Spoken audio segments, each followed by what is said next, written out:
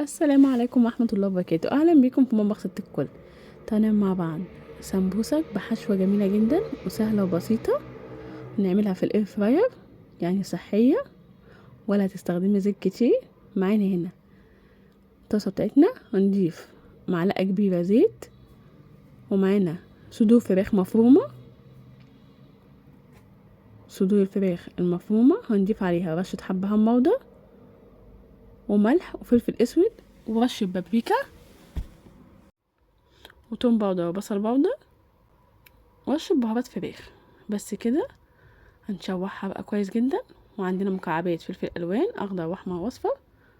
بعد ما ندي الفراخ الصدمه وتشرح معانا كويس، هنضيف مكعبات الفلفل. بعد ما نشرحها لمده دقيقتين، هنضيف معلقه صويا صوص ومعلقه كاتشب ومعلقه باربيكيو. بس كده، وكده الحشوه بتاعتنا بقت جاهزه. الحشوه بتاعتنا بعد ما بردت هنضيف عليها جبنه موتزاريلا او ميكس جبن متوفر عندك، وقطع زيتون اخضر مفرومه. زي ما احنا شايفين الحشوه كده جاهزه بتاعتنا.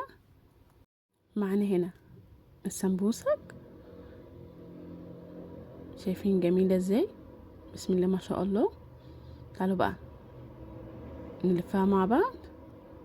الحشوة بتاعتنا جاهزة زي ما احنا شايفين. هنلفها بالشكل ده، سهلة جدا وبسيطة زي ما احنا شايفين. طبعا مش محتاجين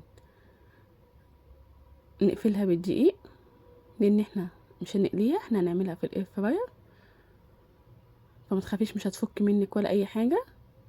هندخل الاطراف في العجينة نفسها زي ما احنا شايفين، زي انا بعمل كده. بس كده سهلة وبسيطة جدا، ولا تحتاجي تعملي لها تغليف بدقيق ولا اي حاجة. دي الكمية كلها اتغلفت معايا. هنجيب الصاج بتاع الاير فراير، وهندهن الصاج زيت، وهنغلف السمبوسك بالزيت زي ما احنا شايفين، بدهنة فرشة بس. شايفينها بسم الله ما شاء الله استوت وجميلة جدا. مفيش احلى من كده، وطرية ومستوية وصحية، ولا قليتي في زيت ولا تعبتي. قولي رأيكم في وصفتنا، جربوها.